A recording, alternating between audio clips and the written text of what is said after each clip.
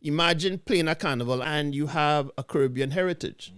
And you don't make that connection that this is something that should be cherished and not just looked at from I went and jam on the biggest boom see. No, don't get me wrong. Yeah, for sure.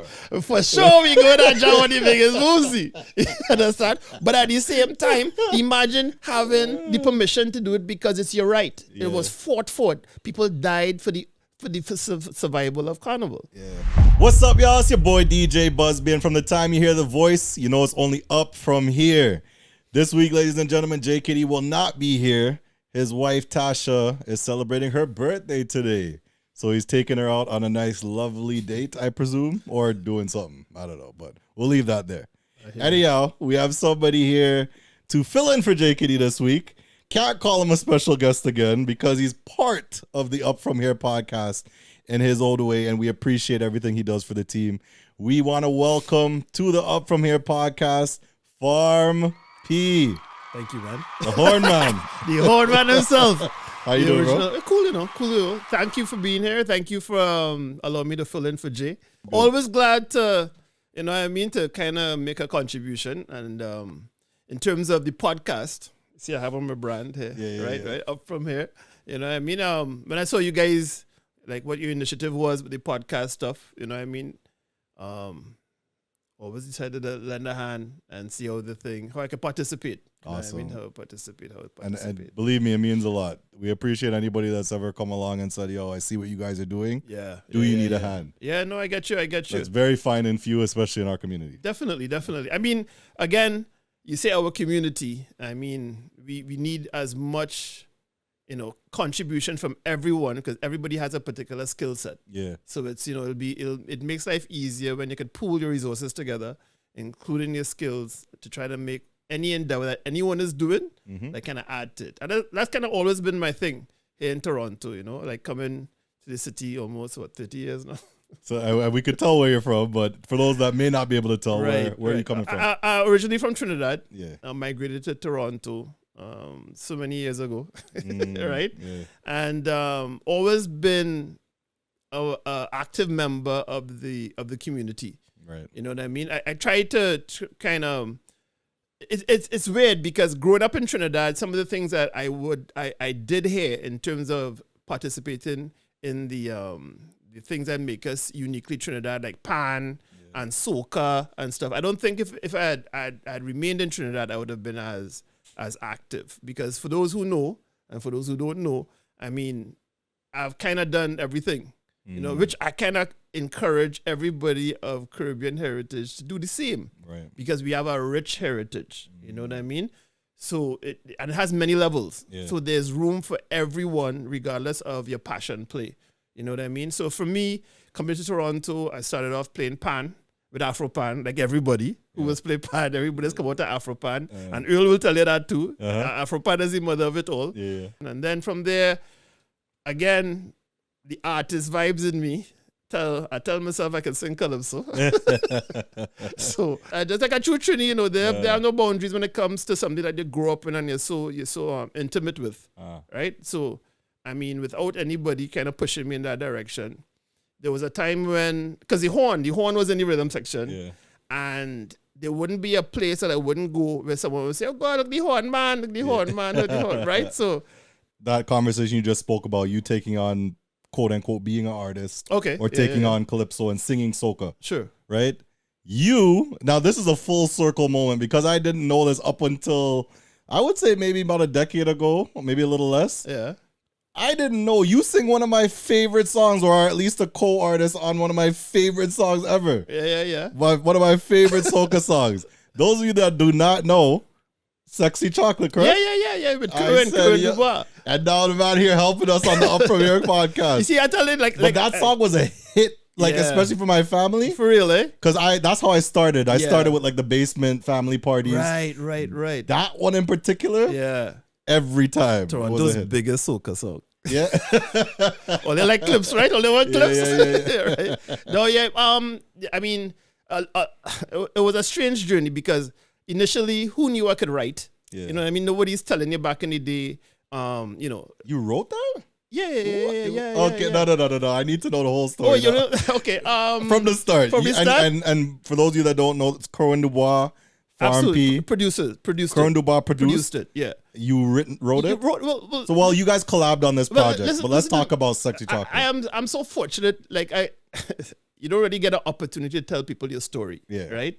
So that's why, again, the Up From Here podcast has such an integral part to play right now, 2024, to allow our stories to be told, and then to add value to anybody who has aspirations, because nobody tells us you could do it, right? Unless you have this gift that you're gonna persevere regardless of where you come from and stuff, and that does happen. But it certainly would be easier if someone would tell you, listen, or lead by example to say, well, if he could do it, I could do it. Literally. And that only becomes an opportunity if you hear the story coming from somebody else, right? So, and then you get to learn the issues that person faced. Absolutely. And you could now take that as wisdom to move forward in a positive direction without even having to deal with the nonsense. For sure. All right, well, Sexy Chocolate, I want to hear it, Kerwin Du Bois is like one of the most talented people probably ever. Period. Because I was very fortunate to be, we's brethren. You know what I mean? I used to go by him. I was there when a lot of the big hits, I could ask Du Bois, you know what I'm saying, were being produced from nothing on the screen. Just by going online and check device. Because back again, like as a man, that's actually the phrase. As a man who love art, right? So I don't necessarily have to participate in it, but certainly like the creation process. So I just go vibes in the studio as a vibes man in the back. If you know studio life, you always need that kind of energy. Because it's hard to bring sometimes as an artist that kind of reality energy. So sometimes you need, if you ever look at those rap videos and guys in the studio, they always have like a couple people around. And that just adds an energy when you're recording. Absolutely. You know what I mean? So, but Sexy Chocolate coming out of the rhythm section, right? I used to go in for Carnival every year. And there was one time me and Farm, the next farmer, was liming. We cut Arapita Avenue. This is Juve morning, right? And I mean, I have full Trinity, grew up, Carnival after Carnival, Juve after Juve. I've done everything in Carnival, right? So we were walking, we were done. We muddy up, we blew up, we powder up, we heading back to the car. And I walking down Arapita, I started to smell chocolate. So I thought it was a vendor, right? When we bend the corner, it was a full chocolate band. And I had never experienced a chocolate band. So I smelled it before I saw it. I touched Farm, I said, that's the next song. Just so I tell him, I said, Farm, this is the next song. Pull up. Yeah? And I just pulled to the side and I watched the whole band pass. Wow. And I only seen sexy chocolate girls. Oh, goosebumps, huh? I seen sexy chocolate girls. See, I love hearing these type of stories. Yeah. I love it. Just hearing how that even came about. Yeah. Because it adds so much more value to what we already love. Right. Because I'm hearing sexy chocolate girls. I'm thinking you talk about maybe the Caribbean woman or the black woman. Absolutely. So, but it did work in both ways. Well, of course, it's a double entendre. Is what Beautiful. the Soca and Calypso has always been about. You tell one story and you can also tell another story depending on your age group. You might get one thing from it, and then if according to your mature person, you might see the double entendre, right? Right. You understand? Now you see before we move forward in that story of sexy chocolate girls, I heard about chocolate bands before. Right. Heard about. Yeah. And I said to myself, that's genius. Yeah. That's so smart. Yeah. I would love to go do that because the amount of wildness you can get into in that. Absolutely. But then somebody broke it down to me and they're like, Buzz, think about it. You bathe yourself in chocolate. Right.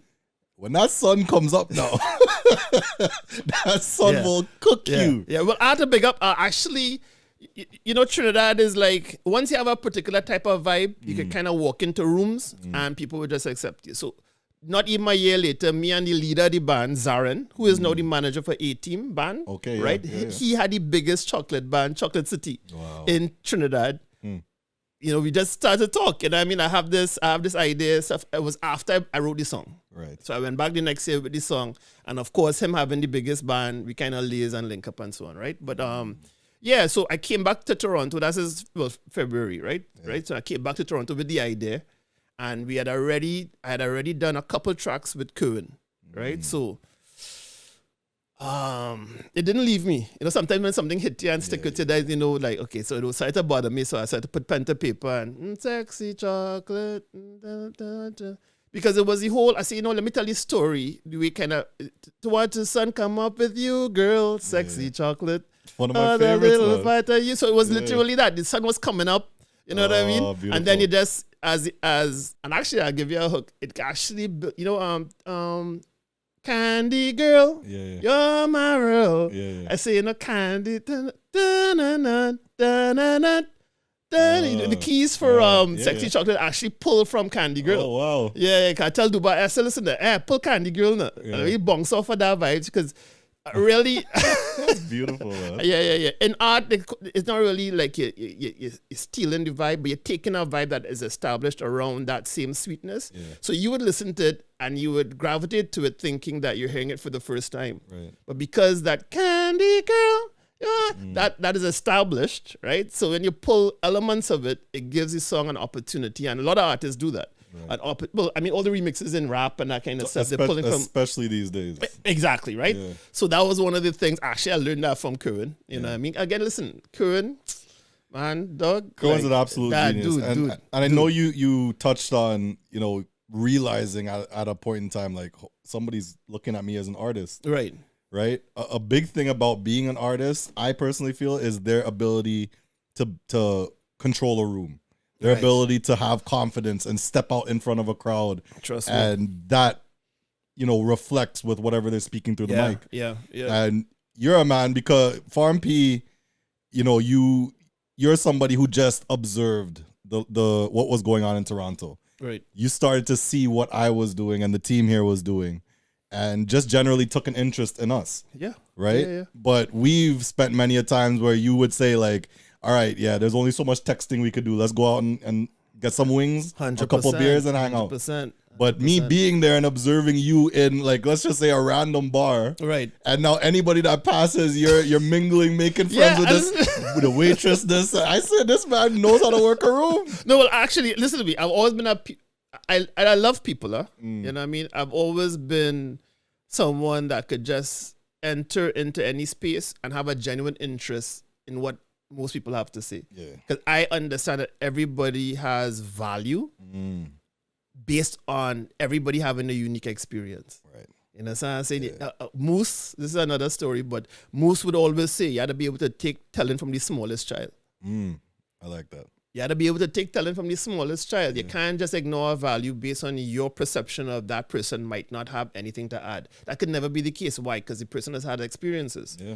You just come so. You understand what I'm saying? So you have to have the ears to hear. Especially with the kids. Just because of their natural sense of just being innocent. They could see through the BS. Yeah. And sometimes they'll say the most profound things. It could just be the smallest little thing. But it's so you had to be able to take talent from the smallest. Exactly. You understand what I'm saying? Yeah. So I definitely want to get back into the conversation of Kerwin Du Bois. We can get back into that later because, again, that's one of my favorite artists. And, having that conversation here because it's one of my favorite songs. For songs, but no problem. But before we get back to Kerwin, Trinidad, I think we could all agree Trinidad was the origin of Soca as well as Carnival. Right? Carnival, yeah. So I know, as I said, we've gone and sat down for wings and drinks many a times. Yeah, man. And one of those conversations really stuck out to me. And I think this conversation is very important as Carnival's in the air, as Trinidad Carnival is still, it may not always be, but it's still the leading carnival when it comes to like the year of Soca worldwide. Yep. Let's talk about the origins of Carnival. You shared many of stories with me about the origins and where Carnival even came from. Absolutely. So give your take and your synopsis and your knowledge of the history of Carnival. Carnival is such a unique festival. I mean, the good news is everyone listening, if you have an interest in Soca, interest in Carnival, you deserve to give yourself the opportunity to understand the origin, because it gives you a rich appreciation. And I think often, people complain about how the Toronto Caravana is here. I think a lot of that is due to the fact that the people participating don't have an intimate understanding of what they're actually participating in. Right. And I think it's a challenge, right? Yeah. But again, is the information readily available? Is there a push to educate the people and to really pull all the opportunities that Carnival provides? You know what I mean? Because it's educational, It's necessary for a community to understand why it is what they're doing, where it come from. You know what I mean? So it's not just going and whining up. It's not just going and whining. But listen, whining it's a part of it. also, right? Yeah. But why? Yeah. You understand? Like I have a couple of phrases that I hold it close to myself. The why of things is one. Like anything I see, I think I try to say, okay, well, that happened, but why? Definitely noticed that about you. Yeah, that's what I'm saying. I wanna see the why. I wanna see what making this tick. And it's beneficial if you have that approach to things when you're doing things, because it gives you a richer appreciation for things, right? Absolutely. So in terms of the Trinidad, the origins of the Trinidad Carnival, I mean, it's there's a lot of information out there now on YouTube that gives you an opportunity. Back in the day, there was no YouTube. Yeah. So there was I don't want to, okay, I'll say an excuse for ignorance. Yeah. Because getting the information was challenging. First of all, it wasn't really, you didn't really have an initiative from the Trinidad government to kind of spread that aspect of the carnival. Yeah. You know, you just like, whatever it is what it is, right? But and to be honest, if we really boil that down, there is generally some sort of disconnect. Only because when we're talking about carnival, the roots of carnival, why we're doing what we're doing, right, and even soca to an extent, that derives back to slavery. 100%. And you were not there. Right, That's just a fact. Right. So you're hearing stories that were told from stories that were told. 100. And the broken telephone has now reached 2024. Yeah. Right? But you're one person that, you know, everything was logical. You would always point it back to points of reference in history. Yeah. I think you gave one of the most sound examples or explanations of what carnival is, and I would love for you to share that. Okay, so to get a real intimate knowledge and appreciation, you really have to understand kind of the stages of the evolution of the carnival, right? But to make it less laborious, right, I'll jump off from the freedom of the slaves, right? So when Trinidad is an island, very, very diverse in its people, you know, right? Yeah. So because it's been occupied by everybody, it was occupied by the French, the Spanish, the English. They all were at one point held Trinidad as part of their regime, right? Of the situation, of their situation, right? So with that being the case, the slaves were brought into the island, right? So you jump what 400, 300 years or whatever, right? So they have that whole evolution of a people coming that aren't really indigenous to the island, being introduced to the island. So what is a people who have African descent being stripped of their indigenous heritage, right? What comes out of them when they're dropped into a completely different environment? And you have the spirit of African, right? So that is kind of what is kind of the spark, I think, of the carnival. Because, okay, here it is, how many years of slavery, then we're given freedom. And at its root, carnival is a freedom cry, right? It's a celebration of freedom, right? So think of what comes out of a people who have been oppressed for how many hundreds of years, finally given them their freedom, and there's still resistance in the island to actually have them participate in the wider community, right? So there would have been Emancipation Day first, right? So the carnival is actually, it comes out of the celebration of emancipation. Right, so even that as an understanding, anybody who plays in a carnival, you have to understand that this is a slave emancipation celebration. So that kind of gives you context to why it is and why it looks like it does. Because like a huge celebration. But it's not only that, it's a spiritual thing. And if you hear people talk about their carnival experience, it's more than just a party. Yeah. They talk about a spiritual awakening. They've never experienced this level of exaltation. Yeah. Right. And it's because the where it comes from is that spark of people experiencing freedom for the first time. Right. So that's it in its essence. Because why? Think about why. Why is Trinidad Carnival so infectious across the world? Yeah. What does it have at its heart that is so relatable to people around the world? Right. Because there's no other festival that has traveled like Carnival. Yeah. There's a carnival everywhere now. So there has to be a reason for it, right? And So even with you saying spiritual awakening, and we're going to get into the actual music and where that derives from, for right? sure. When we're talking about soca. But for me, especially when we look at soca music itself is one thing, right? Sure, It's a sure. beautiful thing. Mm-hmm.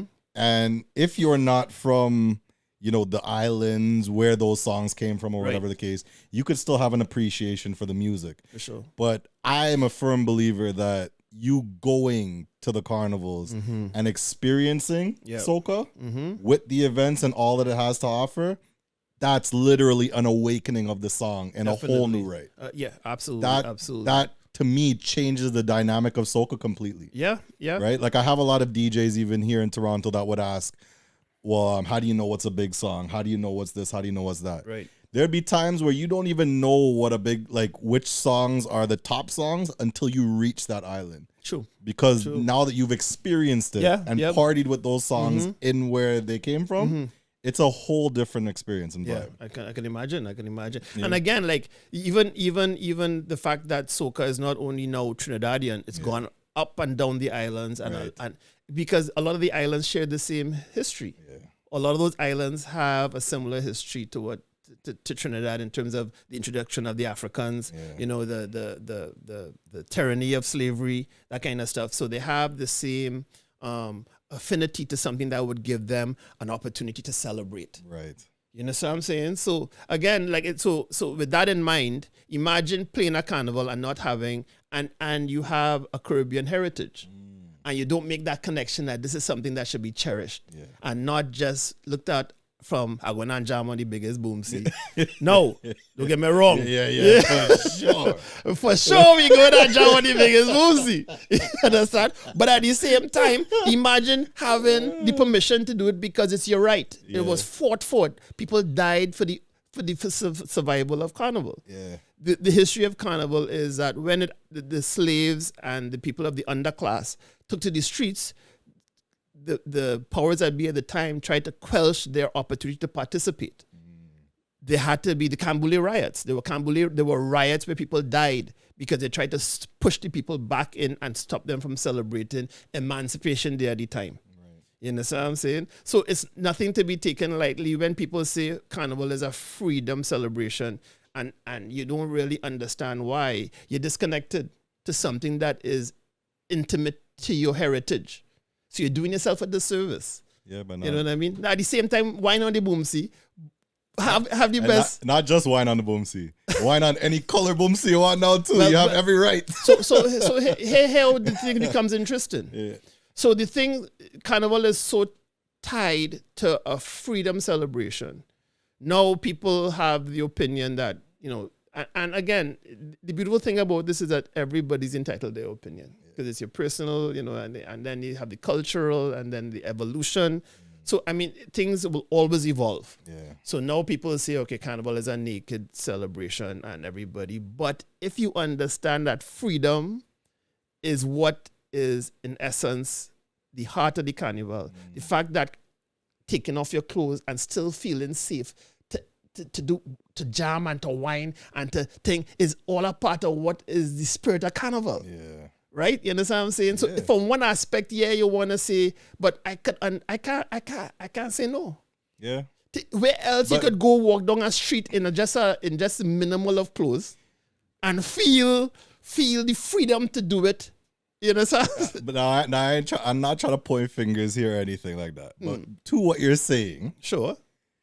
there's at least still a wire bra. There's something covering up at least Yeah. those yeah. parts.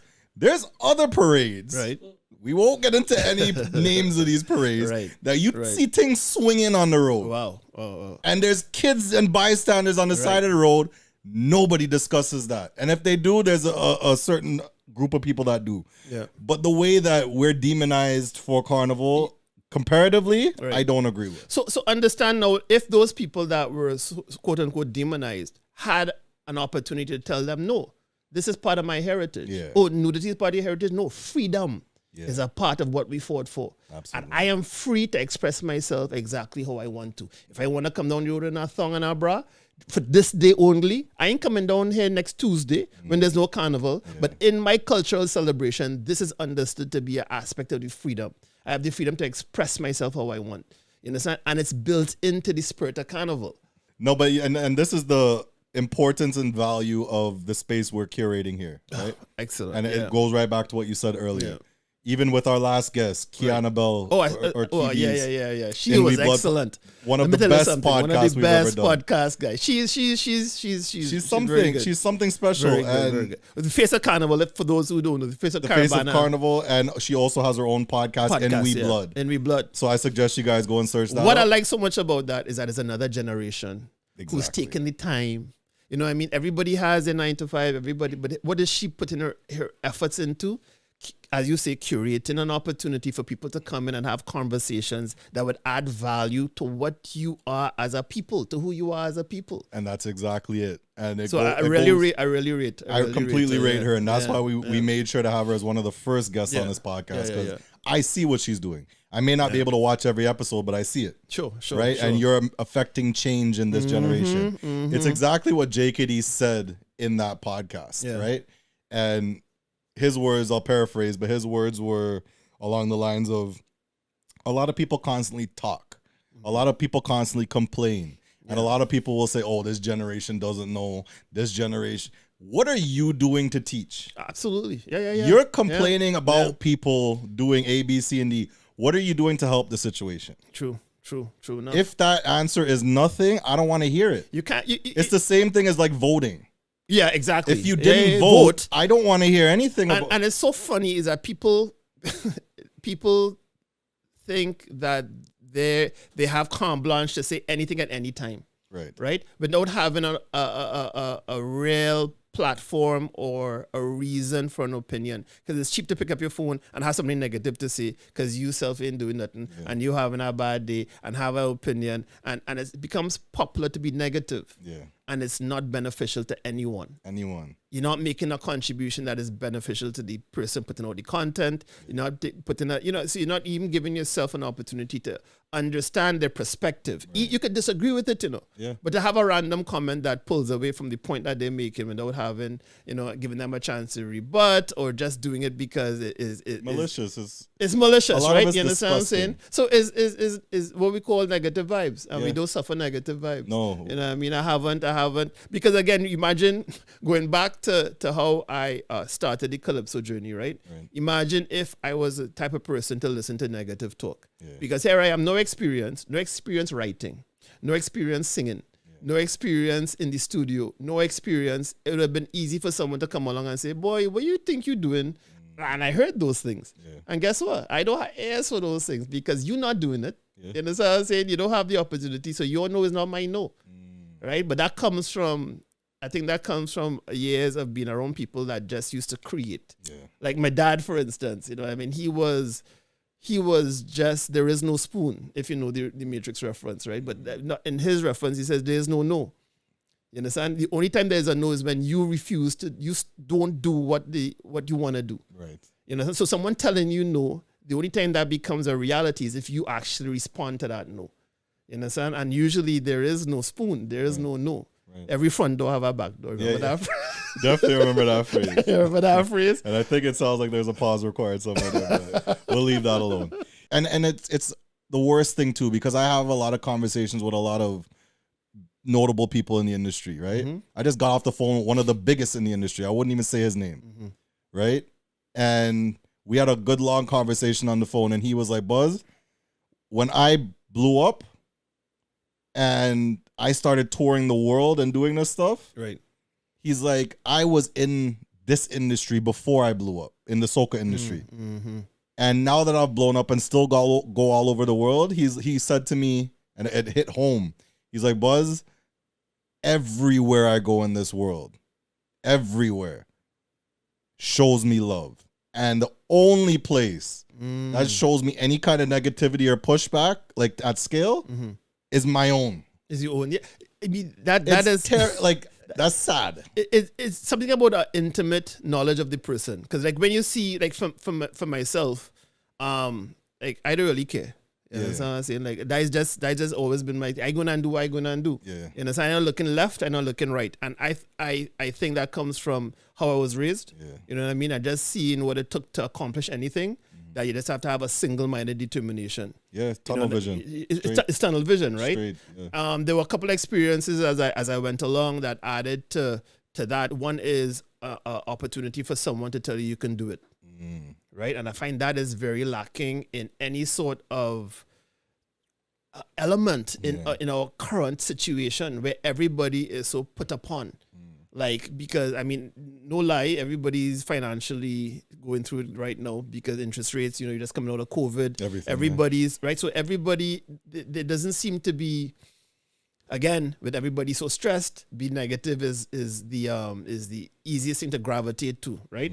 But really and truly, now is a time to put your head down and see where the flowers are out of the muddy pond. You understand what I'm saying? So with that now, like to have a support system that would encourage you to say, nah, you wanna do side hustles is what a lot of people are looking for now, right? Yeah. And if you were able to have something that gives you a repetitive income, a stable job, and you want to add to it, and you have to find the easiest thing to kind of build on, because it becomes a passion play. So what else would you like to? You like to bake, you like to cut hair, you like to do marketing, because it makes work easy. It makes work easy. So you mightn't get that from your 9 to 5, but guess what? After 5, there's 6, 7, 8, 9, 10, 11 hours in the night. Sometimes 12 and 1. Right, so that you can aspire towards what your passion is. Absolutely. Right? But guess what? Nobody tells you can. Everyone will tell you, I'm going to try and start this, boy, you guys started have a million of that already. Buzz it have a million podcasts, Yeah. So when you going to start this podcast without making any sense? You're doing what everybody doing, but guess what? There's only one Buzz. Yeah. Right? So you have a unique perspective. And because situations repeat, you're going to have people who are going to buy into how you present because they have a similar kind of background, one sensibility to the outer Toronto. So you can always break off a niche. You can't just look to say that because there's only one of you. There's only one Delhi behind the guy behind the camera there that has a unique skill set. I mean, nobody would say that Delhi can't be the next was a big director. You know what I mean? Because those directors always have those stories of how they started. And you really started there, but guess what? They just never stopped. Yeah. They turn their passion into their, right? So you have to start from somewhere. Absolutely. So again, those negative, just going back to that negative thing, you have to learn to tune out negativity. Yeah. You have to have that inner confidence. And if no one has ever told you can, I'm telling you no, you can. You can. Don't so I look at this Soca journey for me. Out of nothing, just being able to say, because people were laughing at me. What's Soca? What? And then, of course, those same people, when you jump stage in Cool House with Kerwin Du Bois on the stage, they're patting you on your back. But you wasn't the same person who was selling me a singing strippiness. You understand what I'm saying? It always happens. Your no is not my no. Your no is not my no. Everybody's different. Everybody's different. Everybody has their lane. Don't hesitate to try. Hesitate to try. There's so many gems out of what you just said. So many. And especially, it's so important to tune out negativity. Once you do that, and take it from my personal experience, once you shut out all the noise, understand at one point in time, right? Back in the day, there's a lot of younger kids that may never know how this feels. Right. We didn't all have cell phones where we could constantly be in the know. Gosh. And so there was literally long periods of time where you weren't even thinking about so-and-so. Absolutely. Right? Yep. But now it's just because it's all in your face all the time. It's all in your face. But people are going to be negative. That's just the nature of our world. Yeah. It's up to you now to set up those barriers, to set up those walls and protect your energy. Protect your energy, right? Get rid of anybody who's doing anything negative to you, because your attention should be focused on who's doing positive and who loves you. Yeah, and your circle is also an integral part. You could only be so many degrees different from the people you hang around with. Yeah. You know what I mean? So if you're the type of person, there's actually rules to it. They say don't share your ideas to a lot of people, because a lot of people, your intimate circle aren't going to always be your biggest supportive group. Yeah. You understand what I'm saying? I know that personally. You know what I mean? So you really have to have that kind of as you say, tunnel vision. You know what I mean? When you're going to try to bring something from nothing, creation, right? So that's again, like your reference to social media. There is a lot of opportunity to be distracted by social media, but there's also a lot of benefits to the time that we live in now, because literally you can start anything. First of all, you have access to the information, which was a big impediment back in the day, because you want to learn anything, you had to go to the library, you had to take, certain courses, you have to start from scratch. Now everything is available in the palm of your hand. So it's really up to you. The problem is everybody is so distracted now. So nobody has the opportunity to really hone in on one specific thing, because, first of all, they tell you it has to happen instantly. Yeah. You understand? So nobody's putting in the 3 years of hard work, the 3 years of shutting themselves in a room, or the 6 months to even become partially proficient in one thing before they jump to another thing. And then 2 years pass, 3 years pass, and you're proficient at nothing. You understand what I'm saying? You jumped around to 10, 20 different things. So again, the access to information is a beautiful thing, but the level of distraction is another thing. So it's tricky, So you can't expect this instant generation. I hesitate to say the generation, but it's almost like at this time, if it doesn't happen today, tomorrow, forget it. Nothing comes out of that. And people who have this origin story, people don't really gravitate to understand how they got there. They just see them where they are, and they want that. But they don't understand the struggle, the hard nights, the financial sacrifice, the family sacrifice, time away. It's everything that is of value comes with a lot of hard work. And they can't really kind of sidestep that. Even, not for nothing, so sorry. Even look at Kerwin Du Bois, where he is now, right? Like anybody who knows Kerwin knows how much work Kerwin put in to get where he is now done. You understand what I'm saying? So that's why Kerwin will always be an example. But again, where you get in that side of Kerwin, you get in the Up From Here podcast. If he ever comes on, you give him an opportunity. Well, we have the link now. We have yeah. You understand? To really, because I mean, it's important for people to understand that anything that they see out there isn't, you don't start on the top. Right. It takes years of struggle. Really struggle. People telling you no. Yeah. If you believe in what you want to do, no should not be the reason you're not doing it. Yeah. No, it's part of the journey. So it's struggle, it's hard work, but I think the very important one is patience, right? Absolutely. Because you could be working as hard as you want, but sometimes, I get it. Believe me, you get impatient. Yeah. You feel you should be so and so right. But it all falls back onto what work you're willing to put in to what you need to do, right?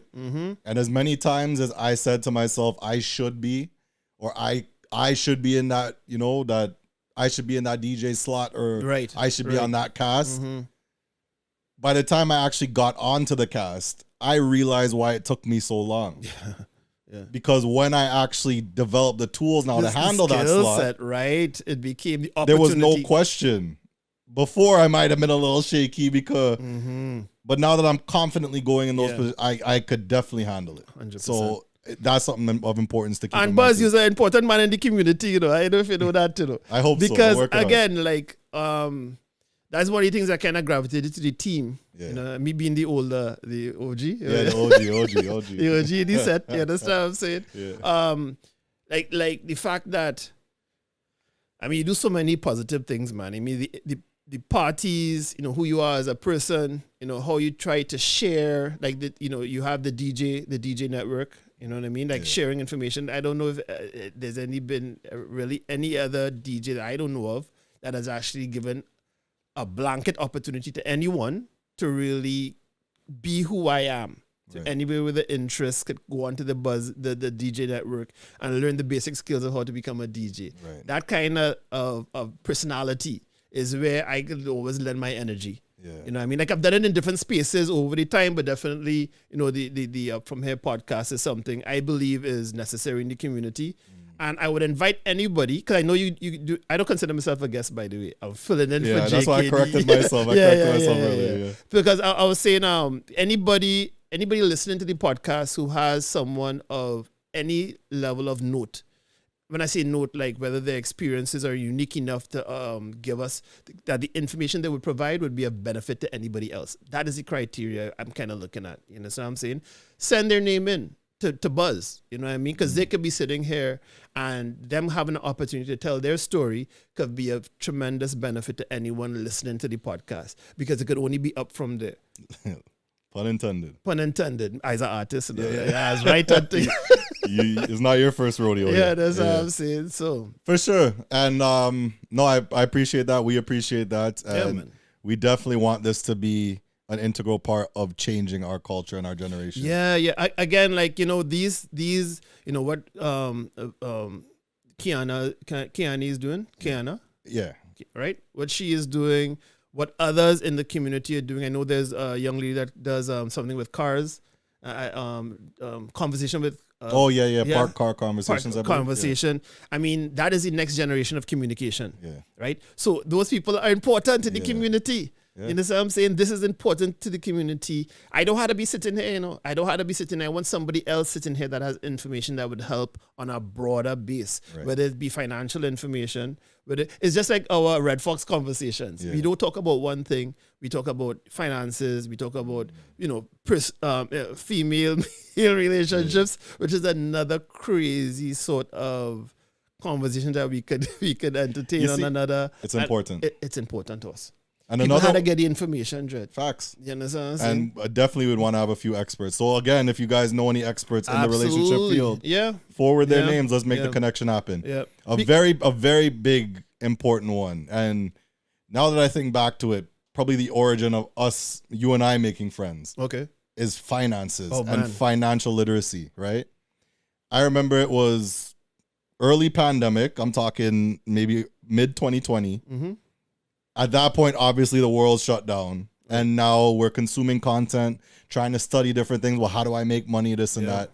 Yeah. And at that period of time, I had just got put onto Earn Your Leisure. Mm-hmm. And before that, I got put onto stocks and how to invest into stocks. Yep. And what the benefit of that is versus, let's say, mutual funds and banks, or just holding your money in a bank account and thinking you're keeping it safe, right? I had to learn those things because we're in a trying time. And through, you know, again, me posting these things, you reached out to me like, yo, I'm into this too. And that's really where all of you and I and you being involved in the Up From Here podcast started. 100%. Right. And as I said, we'll touch back on EYL. So I guess now is that time. We started to watch those pieces of content, you know, religiously. They have weekly shows that they put up, and we would always bounce back and forth conversations and talk about that. But the importance of especially Black men or just Black people in general, right? Having those conversations and working together to say, okay, how do we make our money make money? It's imperative to move forward. That has been a phrase that has eluded me for so many years. They always say the wealthy have their money make money. And I didn't know what the hell that meant for many years, right? And again, during the pandemic and years before, I've always been interested in exactly that, figuring that out, right? But definitely double down during the pandemic to understand how stocks work, you know, that whole financial literacy piece, to add it to my financial planning scenario, right? Because you cannot... There is nobody that is wealthy out there that is wealthy from your job. It's impossible to become wealthy from one source of income unless you invest or you start a business. And even that, as an understanding, people aren't really given the information to whether they believe it's true or not, right? To understand why it is true and how they could participate in the same process.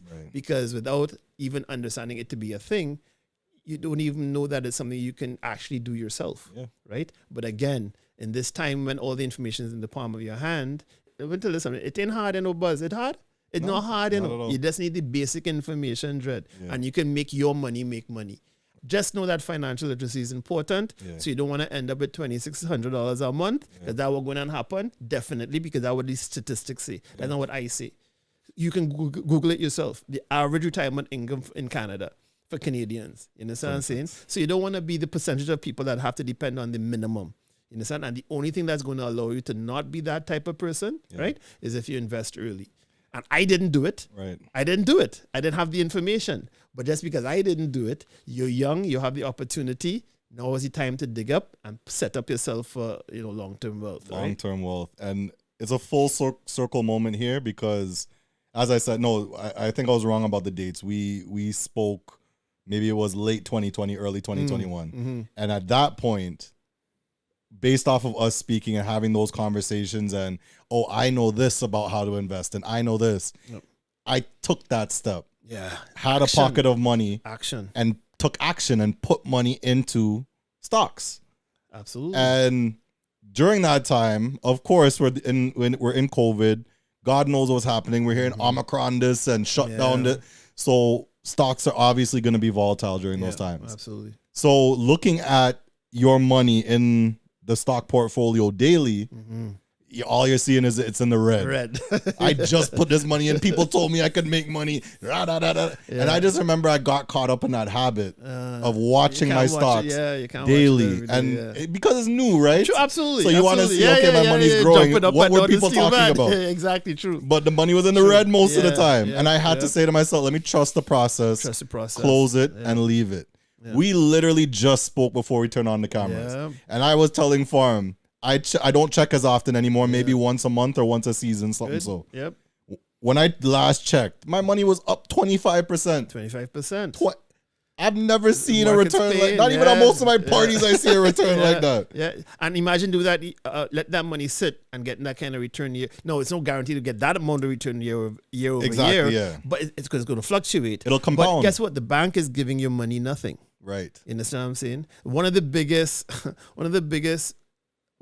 things I like, I don't like to be grandiose now, but one of the biggest things you need to understand in this Toronto, this Canada, is the difference between an RRSP and a TFSA and the opportunities that it allows your money. And having a TFSA account isn't the real value of the TFSA. It's using that account to invest into stocks and allowing your money to grow tax-free. Yeah. And the TFSA is what it gives you the most amount of flexibility in terms of withdrawing without a penalty and that kind of stuff.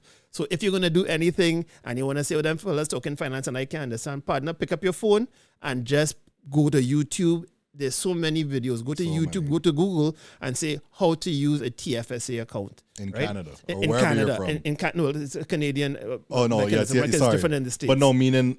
how do you invest wherever you are? Like, that's what I'm trying to get at. Right. Oh, well, like you could research that no matter, you don't have to just be I like you're thinking real wide. Now this guy. No facts. No, facts. Especially with people like Jel that we just interviewed. Listen to me. We have people, look in the comments, in Jel's, the first comment under Jel's, France listening. Yeah. I said, is that right? What? Well, listen.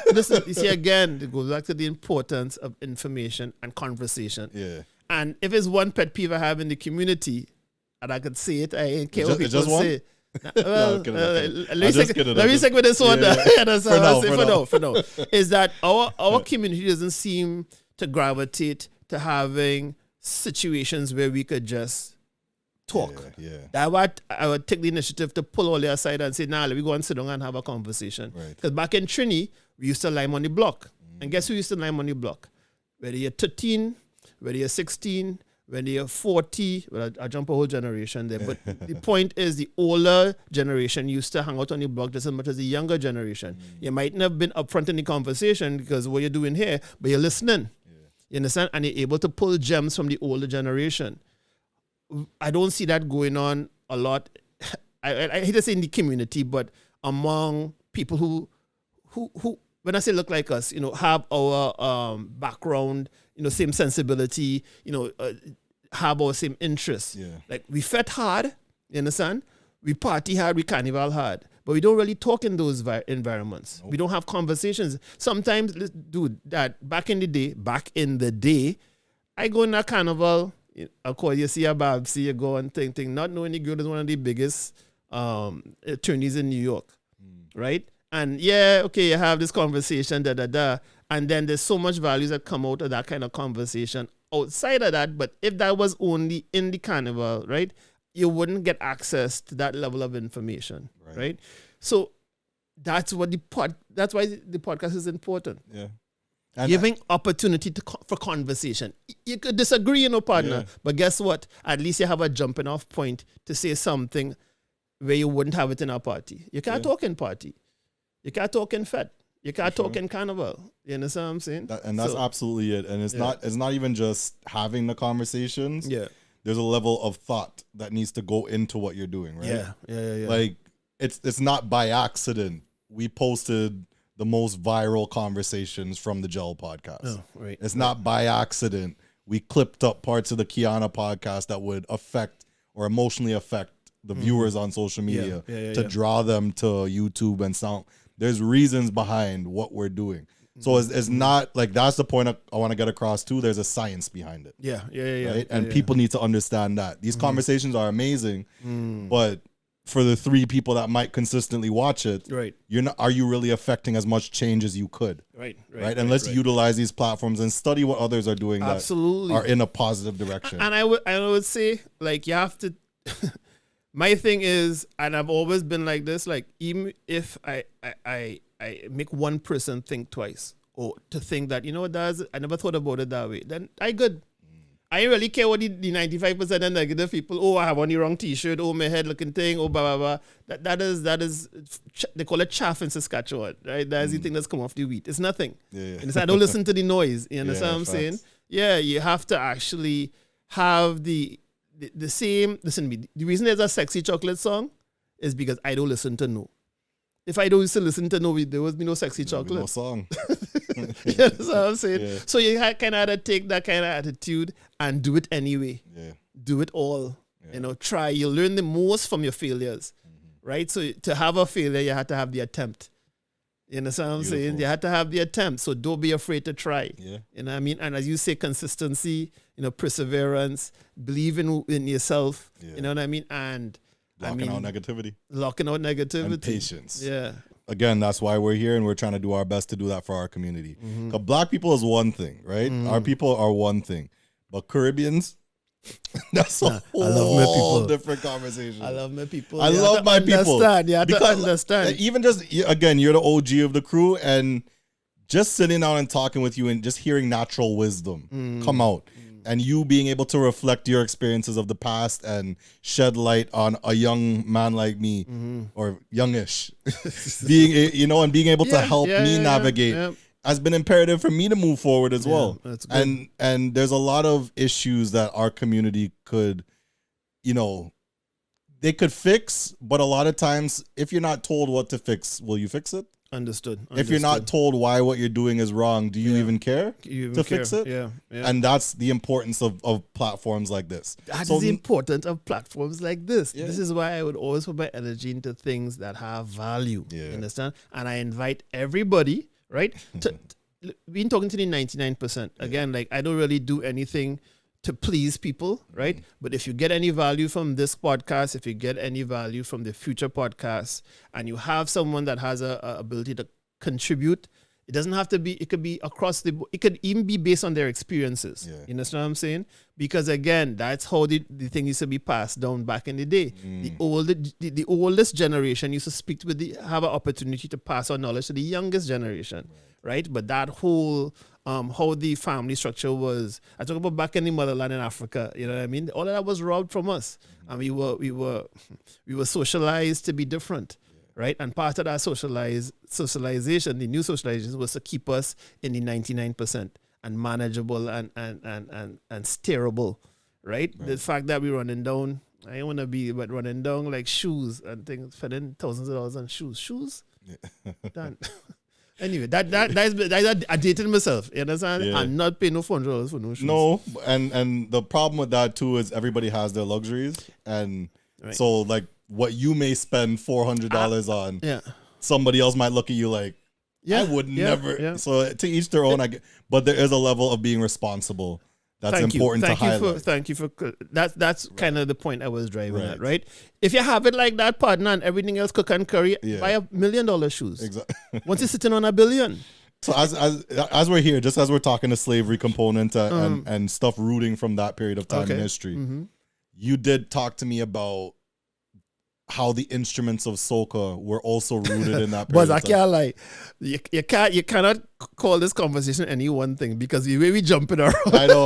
But it's just like our life. That's how it is. When we go with wings and beers, that's exactly how it is. When we go to wings around. And beers. Yeah. And then we get people walking by too, and they jump in the conversation. And they jump in the conversation. Yeah. Crazy. No, I just say that to say, like, I hope that there's value in this particular thing. Yeah. But in terms of what we are, I'm trying to navigate it as best I can. I'm driving the ship because right again, at the end of the day, you realize I always say, Yeah. you know what I mean? Like, again, Jay not here, so I step in. Yeah. We don't have to look at this like, you had to get everything one time. Right, we can chip at it. You know what I mean? We can chip at it. And I think that was a point I was trying to make. You see how we're jumping back and forth? When I was talking about just the Kiana podcast, she also mentioned just start it. Yeah, start it as is, because you don't want to, you don't want the first episode to explode right away, per se. Yeah. And now you have 10 million people watching you religiously. Yeah. So now every little mistake you do, you have everybody coming after your neck. True. You just want to build. We building. Hey, what tell you? That's how you talked about your DJ experience, right? So that's how it is. You don't take the first opportunity as the biggest opportunity. Right. You want to take the smaller opportunities and learn your craft and get the kinks out and learn how to kind of navigate the conversation. So where, like, my thing, I'm trying to make everything I say sort of valuable, right? So that it translates my experiences and becomes useful for someone listening, right? But maybe, as I become more competent in, in expressing myself, because this is new to me. Having a long form conversation isn't something I've ever done in front of a camera, right? You know what I mean? But, But again, my reason for doing it is to help. Provide value. Is to provide value, King. Yeah. Because again, like, we even talk about the carnival, and the fact guys at carnival, I'm a mass man too. But one of the things I loved about having a section is the opportunity to meet people. Because nobody can tell you that they ever come in by Farm Pete table in the mass camp and just leave just so. It's always a conversation. Why I'm a people person. Yeah. Everybody love farm. Yeah. You know what I mean? That one up too. Yeah, you could use that one. You know what I mean? Sure. Because I just love, dealing and talking and trying to figure out like who the person is, and if there's anything that they want to really get, anything more they want to. I try to give them as much value from the experience of participating in the Toronto Carnival as possible. Understood. So you know what I mean? So like it's just that meeting with people and stuff. I realize like everybody kind of. People just tell me their business house. Yeah. You know how it goes when you get into conversation. People just tell me their business, and in that kind of energy, you're always trying to lend your experience to tell them, it's gonna be okay, or this is how you should look at it, or you know what I mean. So as you said in another time when we were talking, that what is my part of the podcast, under the BuzzB, gonna look like? I bounce a couple different ideas, right? One of the ideas is ask the horn man. Yeah. Ask me anything. Yeah. You know what I mean? Because again, it's not me trying to come off as an expert, but I certainly have experiences. And once I know something that you don't know, guess what? There's value there. Yeah. And I'm certainly willing to tell you, the 2 nuggets that I know. And I have experience. Yeah. I have a lot of experience. I've done a lot. Yeah. We could hear that. We could hear that for sure. I've done a lot. So before, okay. I'm driving the ship right now. A little turbulence, but I got it. I got it under right control. now we had a steering wheel. So we just this is another thing I wanted to talk about. So it's 3 things and then we'll end the podcast, right? For sure. Right now, as you just brought it up, the mass camp and building mass, right? Okay. So just in general, your experience in building mass, what has that done for you? For me, oh my God. Especially being in the culture and I would tell you that it started off by me getting an understanding that I wanted to monetize my passion. Right. This is before side hustle was a thing. Yeah. You understand what I'm saying? I used to be in the mass camp before I had a section. With the section, you have an opportunity to be like a small business. Right. You know what I mean? So, but for me to get that opportunity and to be successful at it, it took 7 years of being on somebody's table, working for them to make costumes. So I had an intimate understanding of what it took to put out a section, right? It's something that mass, I mean, as a Trini, you grow up in mass, you know what I mean? It's part of who you are. You understand what I'm saying? So the fact that I even had an opportunity to participate on that level. On a high level too. exactly on that high level, right? To actually produce a costume, design a costume, not design, but work with a designer and bring a The reason I liked I work with Hayden Joseph, right? Okay. The reason I like working with Hayden Joseph as a designer because I would visualize the concept for the section, and I would sit with him and we kind of develop the idea together. Right. And not all designers give you that opportunity, right? So, I mean, I did 5 years en masse, 5 sections, powered by Farm P done. Wow. Yeah, and that's one of the biggest sections in Carnival Nations. Yeah, I heard. Certainly the most popular. Yeah.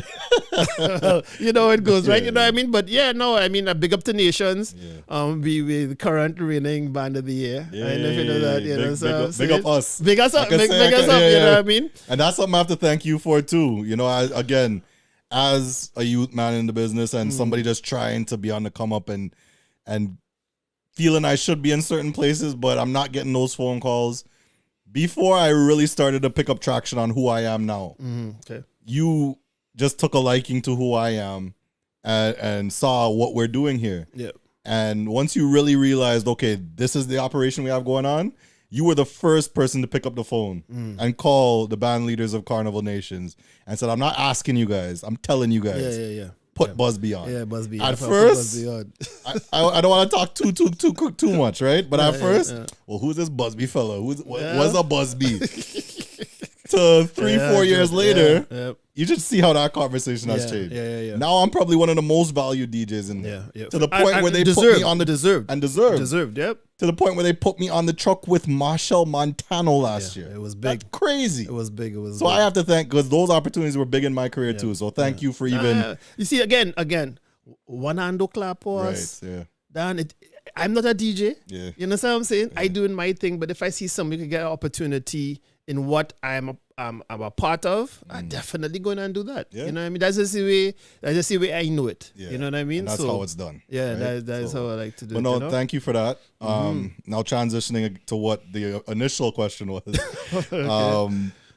the music of Soca, right? And Soca, you know, there's a heartbeat when it comes to everything we're talking about. Yeah. Right? And Soca, in my opinion, is that heartbeat. But even within Soca, there's a heartbeat in Soca. There is. And there's things like the drums, right? The iron, the steel band. So talk about the essence of those things and where they derive from and why they're so important and used in Soca today. Soca is the soul of Calypso, right? So okay, I mean, if you're asking about the origin of Soca, you have to first understand Calypso. Yeah. To understand Calypso, you have to understand Kaiso. To understand Kaiso, you have to understand who we were at the time when these things were being created. Understand? Yeah. So again, you have to imagine a time and space where there's a downtrodden people, the slaves becoming freed, right? Weren't actually free. There was a whole kind of indentureship. Sorry, not indentureship. There was a time when they were supposed to be being paid, but they weren't being paid, right? So I mean, this is why our culture is so beautiful, Dad. Because despite all of these hardships, look who we are as a people and how we celebrate and how we celebrate who we are. It's such a coming from. Imagine is out of a muddy pond, 10,000 flowers bloom. Because literally out of that experience of slavery, what people would express themselves in such a luxurious, such a full, high-spirited kind of celebration, right? Yeah. So, I mean, I sidestepping the question again. But, okay, so the generation, the evolution of Soca. The evolution of Soca is exactly what I said. You have to go back to slavery. In Trinidad, there was a time when they banned the drum, right? Because they didn't want us communicating long form from plantation to plantation. So they took the drum from us, right? So that was during the emancipation time when we started to revolt. They said they gave us our freedom, but we made the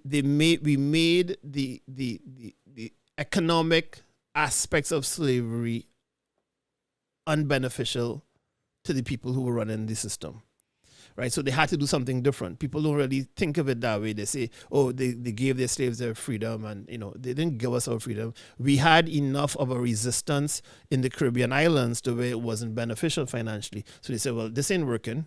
And no, Dan, this is not a popular, well-known aspect of our history, because they like to say they gave it to us. We fought for our freedom. You understand? We fought for our freedom, right? So even that as identifying who you are, you come from a revolutionary past, right? Who you are as a person is strife with pushing back against the status quo, right? So if you know that is in your history and you're dealing with society as it is now, it gives you a certain understanding that there's strength in you. Right. But if you don't understand that to be part of who you are, then and they say they gave it to you, then you're always going to be a type of person that expects things to be given to you. They banned the drum. Out of banning the drum, we still had to celebrate. So out of that came tambu bambu, right? So they looked for things that were around their environment. Music still had to make, right?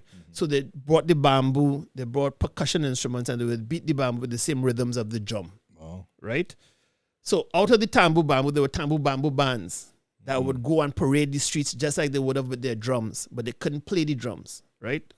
The authorities would come and shut it down. So they started tambu bamboo bands, right?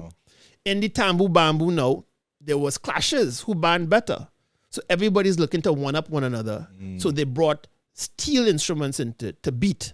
You understand what I'm saying? Like iron and that kind of stuff, right? Yeah. At the time, drums, steel drums were coming in, right? Because there was oil. There was always that industry. There was always oil in Trinidad, right? So I'm talking about hundreds of years in span right now, right? So out of the tambu bamboo, steel band is the son of tambu bamboo. Oh, wow. Out of tambu bamboo came the steel drum, right? Out of the steel drum came kaiso, because they would have chantwells. The way the things was orchestrated, they would always have call and responses among the tambu bamboo singers. So each village might have a best singer, and he would sing the call and repeat for the people in the back to repeat, and they would clash who are the best tambu bamboo band, right? So out of the chantwell came the kaisonian, came the early calypsonian. Was kaiso, right? So kaiso was always a way for people to, one, record history, preserve historical stories, talk about current events. So he used to be like the news reporter, right? So these kaiso songs were always kind of rooted in those sorts of elements, right? So out of that, calypso came, because now is more like, again, everything evolves, right? So calypso came, and calypso kind of segmented. It would have the calypso, which would be current events. It could be social commentary. It could be mauvais langue. It could be, and we know calypso. So I think this is a point where we could actually jump off with an understanding of, I know calypso, right? So out of calypso now, there was an artist called Rasho T.I., and his initiative was, he says he wanted to bridge Indo-Trinidadians with the African Trinidadians. And his contribution to bringing us together was to create a music that blends the two musics together. Like a fusion of them, yeah. A fusion of, so that's why, that's what Soca comes from, right? So he started, Nyla Blackman, that's his daughter. That's the lineage. That's the lineage. His grandfather. Nyla is his... Marge, Isaac, like those are three... popular names in Soca. But those are his daughters, and Nyla is his granddaughter. Oh, understood. Yeah, Nyla is his granddaughter. But they all come from that. Oh, yeah, they all come from that. Yeah, absolutely. So again, ask it in a nutshell, right? But I invite anybody, don't take it from me. Yeah. I'm not a historian, right? But I also benefit from a more intimate understanding of who I am and where I come from and what I participate in, what it means to me. That's why when I do a section in Carnival, I have a bigger appreciation. It means more to me because I understand it comes out of struggle. People sacrifice my opportunity to participate in a festival that could take your spirit and lift it higher than it's ever been before. Because I understand it comes from a people, right, who had been put upon, who had been enslaved, their spirits were constantly trying to be broken. And what does that feel like when those people are given an opportunity to celebrate and to free? And that's why Carnival has that element to it. You know what I mean? It has that it's almost like a something that is tied to your ancestors speaking through you.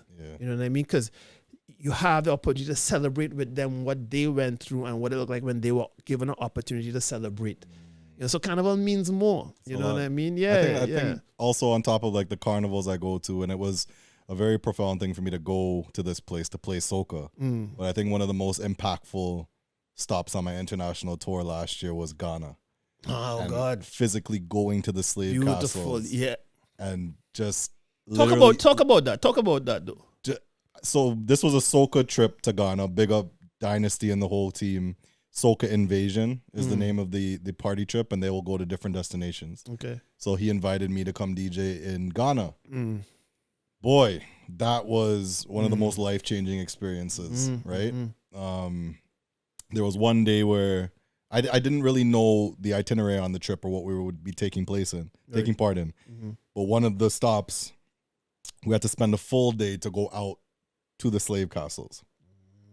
I believe one of them was Elmina Slave Castle, and there was a couple others we went to as well. So but Ghana, this is on the coast? Yeah. Ghana, so the Gold Coast or whatever. So this is actually the transshipment point. Literally, Oh, yes. Wow. So we physically went in to the slave castles, and we would go into these rooms that they would call the room of no return, or the dungeon of no return, and showing us literally the areas where they wouldn't even build doors. It would be stuff that you would have to crawl through to get to the passageway that brings you to the ship, right? There was the living condition. I wouldn't even say it's living conditions.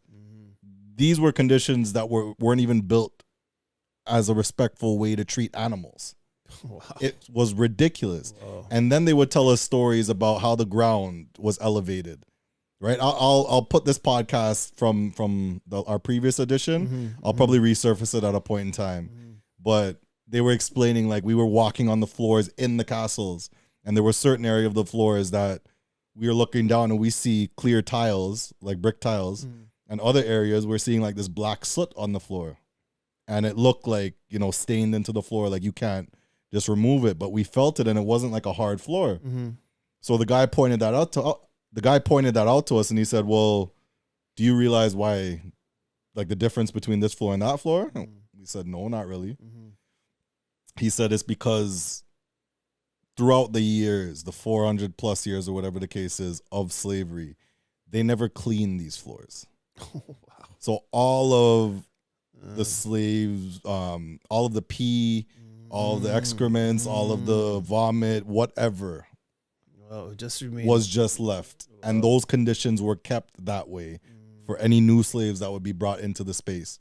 And it was literally a cycle throughout those years, and they never cleaned it. Right. So they only cleaned the one area to show that this is originally how the ground was. It's things like that and several other stories that I shared, and I'll resurface that podcast, as I said, but it was such an eye-opening experience, and to be there on a hot day. Wow. To see say this is what it was like. And I wasn't even there probably on the worst day, right?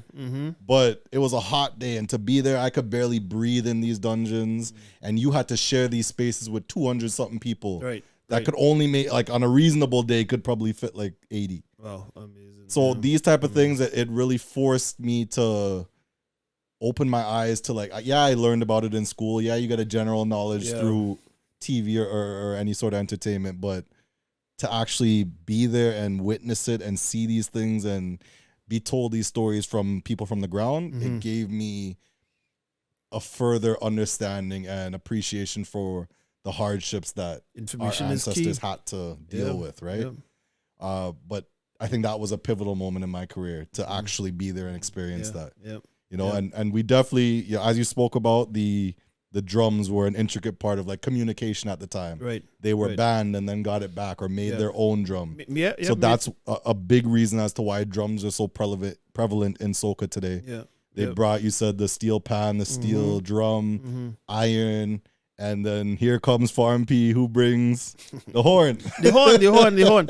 I mean, the horn is also a lesser known indigenous participant in the Trinidad culture. Yeah. And nobody, again, like I say, I like to fill the gaps. Right. You know what I mean? So when I blow the horn in party and people, it send the party in a different zone. People say, oh God, I didn't know the horn could do that. But yeah, this is who we are. Yeah. You know, it's a herald. You know, it's a way to lift your spirit. It's a way to lift the party. Yeah. So when I blow the horn, the party no shot. Yeah, that's how I say it, because everybody just raise at the time and then the party goes up from there. You know, soca is a jumbie. Soca is a energy. You know what I mean? And the horn always has been that used in that aspect to kind of raise the vibration of the ceremony or the event, or you know what I mean? So DJs have air horns that we that is exactly right. So here you have an original indigenous instrument being played in soca parties in Toronto. So that is why I only love the horn. Look at that. You never knew that like a horn like that. They love the horn. They love this horn. They love this horn. I don't think they like the other one too. I had to write a song about it. I see horn man. It's not the horner man. Got it. You understand, right? So now, last question as we talk about writing songs. As I said, I wanted to jump back into the Kerwin Du Bois conversation. Sure. I'm gonna ask you a couple questions because Kerwin is undoubtedly one of my favorite soca artists ever. Absolutely. And I've always said on many a podcast and many interviews that I've been asked this question: who do you think could take soca to the next level? And obviously, Marshall has done what he's done, we as a community will be forever grateful for his contributions. But from time, I've always said, from a position of seeing what artists do and creativity and their style, I always believed Kerwin would be the one to take it to the next level. Definitely. And there's still time for that, right? But I hold him in high regard where soca is concerned. Now, the first question I'd have for you, working literally alongside him on that project, one of my favorite songs in soca, Sexy Chocolate Girls. What's one of the most important things you learned from Kerwin Du Bois? There's tons, boy. You're talking about someone who dedicated their life to that single goal. Right. So you're talking about eat, sleep, drink, wake up, eat, sleep, drink, soca. I mean, if you're gonna, and then look what he was. Remember, he's a soca monarch, right? Yeah. So look at where I actually saw the journey, right, from starting off. I mean, he came from England and he was an artist. He was an established artist before, but coming to Toronto, I think he really found his gears. You know what I mean? He got a up to the time studio and he was really able to dive in, right? So I'm seeing somebody actually build to their dream right in front of me. You know what I'm saying? So like anything is possible. You know what it takes to be successful, the sacrifices you have to make. The single-minded determination, the not listening to the noise, all those are things. That's what we talked about today. Well, you're asking me to. No. Yeah, but that's crazy. Yeah, but full circle. I'm bringing the full circle because that. Think of you asking me that question and me being able to relate everything that I talked about. So you ask me what impact he's had on me. He's a living example of everything that we talked about. Wow. You know what I'm saying? Wow. But so if again. The thing is tricky because without having an opportunity to have, or even the interest in just seeing someone who is a high achiever in anything, not just seeing where they are now, right? How much value do you get? Yeah, you love the song, you get a good jam at the party, he's a big artist, blah, blah, blah, thing. But okay, that's one aspect of it. What did it take for this man to be there? And how much could that inspire you to then apply the same sort of strategies to something that you believe you want to do and you want to do, you know what I mean? And I mean, this is one of the times you ask a question and I answer it, I believe. That's what I'm saying. Yeah. So to be around, again, your circle, right? You know what I mean? So you're around people, you know, who are on a journey that is unconventional, that are going to do it no matter what it takes. And then how do you then apply those same kind of strategies to stuff you want to do? Nobody could tell me nobody could have told me I would have been a mass man. In fact, the first year I did mass, nobody believed I would have bring this section. Wow. You know what I'm saying? But I knew, because I knew what it takes to build something out of nothing. I know the sacrifice, I know the hard work, I know the single-minded determination. I have examples of that among my friends, you know, and among how I grew up seeing my dad and what he was able to achieve in Trinidad and stuff, right? So again, anybody could do it. You just had to be able to understand what it takes. Yeah. So don't give up. any dream you have, anything you want to accomplish, you can do it. Trust me, you can do it. But rules apply. Rules apply, and there's a science behind everything, Yeah, right? And that's something that's very important to study. Yeah. You got to understand the effective ways of getting from point A to point B. Absolutely. Right? Like we could drive from Scarborough to downtown Toronto in many different ways. One might take half an hour, the other one might take 3 hours. Yeah. Or you could take a bike and it might take 2 days. Yeah. What makes the most sense to try to figure out how to do? The quickest route. Right? And if not the quickest route, because there may be danger that way, go. But you get what I'm trying to say. There's ways of doing these things, and anything is possible. We are living examples of that. The people we've worked with are living examples of that. And that's the point of what we're trying to do from here, right? It's the Up From Here podcast, sharing our stories, sharing the stories we know about, and leaving you guys to determine the fact that you're very much capable. Knowing yourself, getting to understand who you are as a person is probably the most important journey you can ever take during this life, right? Because that allows you, like you basically born as a blank slate, right? And then you're impacted by your environment, and sometimes those environments don't lend to where your spirit will push you. You might have an aspiration to be something, but your environment doesn't give you any opportunity to see where that is possible. That's what I'm saying. So if you start by taking, and again, now it's such a distracting time, nobody takes moments to actually figure out who you are as a person. Like why you like what you like, why you dislike what you like. You know what I mean? How much of that is a product of your environment? How much of that is actually who you are? People constantly telling you, but you can't do this, you can't do that, because no one that looks like you is achieving those things in your environment. You know what I mean? Right. But there's always outliers. There's always people who find a way. What is that journey like? What do they tell themselves? Like, what message do they have to block out to, despite all the challenges, is still going to be, and it doesn't necessarily have, I mean, our most immediate probably version of that is like Jay-Z and those kind of guys that are very successful despite how they started. But there's people in your immediate vicinity, people who were successful in their own right that had a very rough start. But those are stories that you can more identify with than being probably a Jay-Z and so on. Those are people that you can actually talk to. You know what I mean? That's why this type of conversation, I think, is very important. And that's why I'll always support the podcast. I'll always support you guys in what you're trying to achieve. And I will definitely hope that other people will take the opportunity to reach out and share their stories, because there's value in everyone. Everyone's story has value. Absolutely. And we appreciate you lending a hand to the operation we got going on here. Anytime, man. And we're looking forward to see how this blossoms. And we appreciate your behind the scenes help, no matter what it involves, because sometimes, like we already have roles assigned. Sure. But you have literally taken it upon yourself to say, well, instead of sitting here, what can I do? Yeah, for sure. Buzz, come, let me fix your hat a little bit. JKD, as you guys are doing the show, come, let me take some picture. You're doing those things without us even having to ask. And that's a lot of like the enthusiasm I need to be a part of this team, right? There's only so much pointing of fingers to say, can you please do this? Can you do this? Can you do?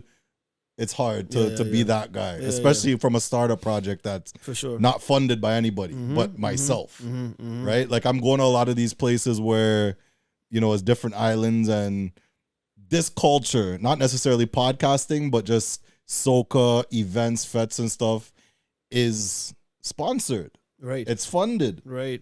By those places, because that drives a lot of economic wealth into where they're from. Yep. Whereas in Toronto, a lot of the big corporations don't really care as much about a Caribbean podcast. We're building, We are building. We're building. And that's the point of what we're trying to do. Because to your point, I mean, I think how it's so important to give people a voice. Yeah. You know what I'm saying?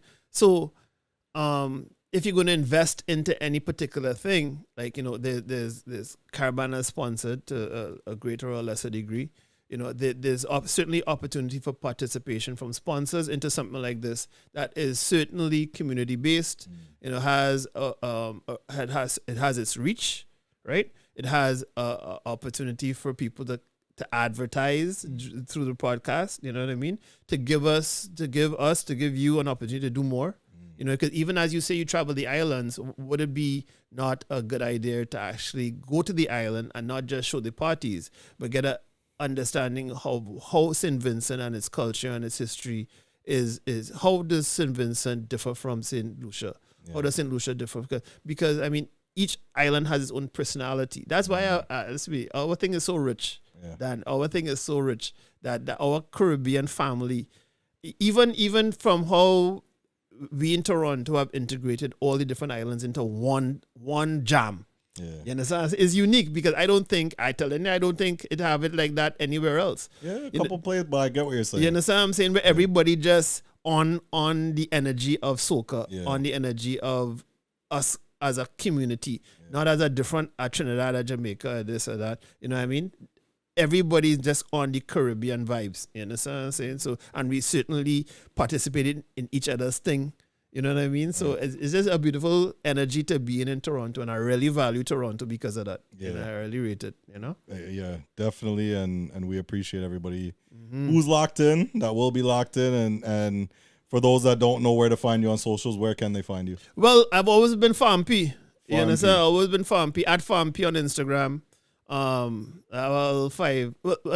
used to sing, right? So I have a little following still, people that remember from back in the day and stuff. And I've done events in Toronto, and I've done the rhythm section thing in Toronto, and now we're doing the podcast thing in Toronto. So eventually I want to be able to break off a piece and have under the BuzzB network an opportunity to kind of facilitate a wider contribution in terms of the podcast space and giving people a chance to, you know, get that energy out there. You know what I mean? So everything is kind of integrated into one kind of focus. Yeah. But because I have a different sensibility, you have access to a different generation. I might be able to resonate more with the older generation and bring that older, that history and, you know what I mean? And bring that on a lesser degree, maybe, you know, every 2 weeks, you know, interview somebody older.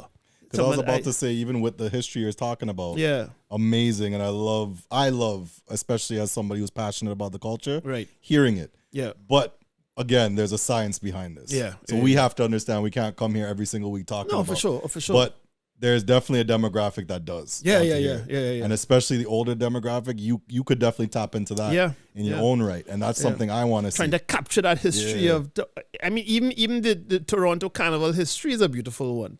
And you know maybe next time we'll talk about that one. Well, I mean, it's there to be done. Yeah, it's there to be done. We can go outreach, we can go and touch some interviews, bring it amalgamated into things. There's a lot of stuff you could do. There we go. I love the creative forethought, man. Yeah, either artists. Yeah. All right, Mr. 5V, we appreciate you, bro. Thank you so much. Anytime, bro. And thank you for filling in for JKD. Yeah. Jay, I can't do this 2 weeks in a row. So make sure you're back next week. Hopefully his wife doesn't have another birthday next week. I hear you. We appreciate you guys, and thank you for listening. This is the Up From Here podcast, and we'll see you on the next one. Peace. Yeah.